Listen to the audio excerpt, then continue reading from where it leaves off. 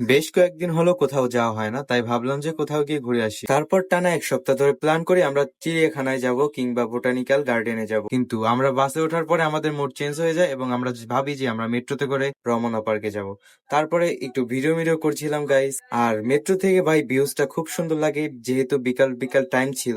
View দেখতে দেখতে আমরা রমনা পার্কে চলে আসি গাইস। আমাদের যেহেতু বিকালে বেরোইতে বেরোইতে লেট হয়ে গেছিল, যার জন্য আমরা বেশিক্ষণ থাকতে পারি নাই। ভাই, মানুষ রমনা পার্কে গার্লফ্রেন্ড নিয়ে যায়, বয়ফ্রেন্ড নিয়ে যায়, আমরা হচ্ছে ছবি তোলার জন্য যাই, এটাই বাস্তব। পিকচার এবং ভিডিও ক্লিপ নেওয়ার পরে আমরা হচ্ছে খাবার পার্টে চলে যাই। তারপর 3 প্লেট ডোসা নিয়ে নিলাম। এত বড় বড় চাপড়ি আমি জীবনের প্রথম দেখলাম। টেস্ট করে দেখলাম মোটামুটি ভালোই ছিল। তো যাই হোক, তারপর হচ্ছে একটু চা না হলে তো জমে না। তো দেন মালাই চা অর্ডার করে দিলাম। আবার এটা নাকি স্পেশাল চা। তো যাই হোক, খাইতে দুধ চার মতোই লাগছে, কিন্তু এটা স্পেশাল। তার কারণ হচ্ছে এইটা, তারা হচ্ছে আইচা মানে নারকেলের আইচাতে করে চা দিচ্ছিল, যার জন্য হচ্ছে একটু ইউনিক টাইপের লাগছিল। খাইতে আহামরি স্বাদ না, নর্মাল দুধ চার মতোই।